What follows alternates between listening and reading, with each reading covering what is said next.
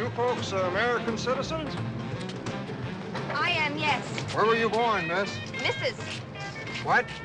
Philadelphia. The name is Vargas. There's a lot of talk these days about securing the border between the U.S. and Mexico. That's the geographical setting of Orson Welles' Touch of Evil, a movie that's very skeptical about the very idea of fixing any kind of boundary. Political, moral, psychological, spiritual. It's very difficult to tell, symbolically or literally, what side anybody is on.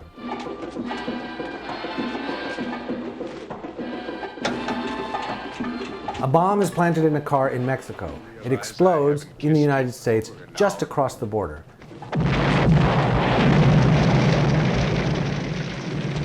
Two lawmen head up the case. On the American side, there's Captain Hank Quinlan, played by a corpulent Orson Welles. Did they toss it in, or was it planted ahead of time?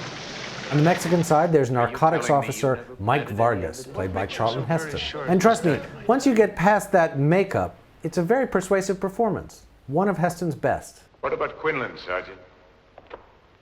What's he done? What about all those people he put in the death house? Save your tears for them. Each of these men is attached to a woman. Vargas's wife, Susie, played by Janet Leigh, is an emblem of wholesomeness in a world of rottenness and corruption. I'm free to leave?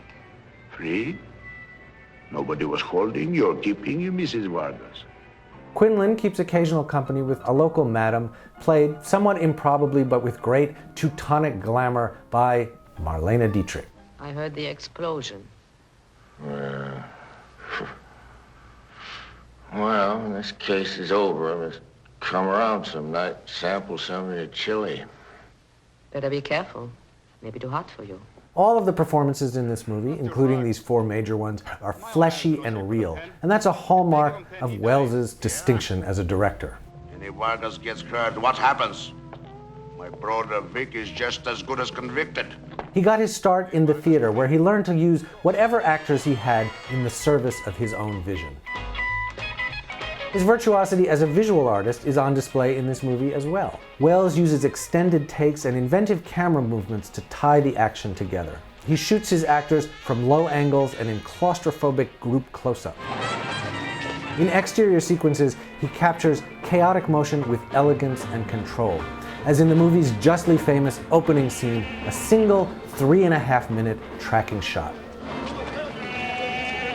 In spite of this amazing artistry, and in spite of Welles' explicit wishes spelled out in a 58-page memo to the studio, Universal took the movie away from him, recut it, reshot part of it, and released it as a B-movie at the bottom of a double bill. This travesty was partly rectified 40 years after the initial release of Touch of Evil, when the great film editor Walter Murch recut the film, trying to bring it into alignment with Welles' stated intentions. This new version enhanced the film's reputation and restored some of the power and subtlety that we associate with Orson Welles.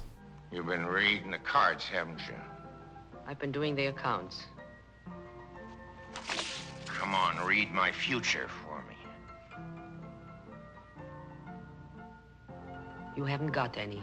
Orson Welles was larger than life, and so were the characters he played. They could be tragic, heroic, even grotesque, but they were never simple. Like many of Shakespeare's characters, they were compounded of different, sometimes violently contradictory qualities. But you can't separate those qualities. You can't build a fence between good and evil. We all live on both sides of that border. We always have. How many did you frame? Nobody that wasn't guilty. Guilty. Hank! No, I ain't working for Vargas. Vargas. You better give me that gun. Okay, here it is. Give it to me. Vargas.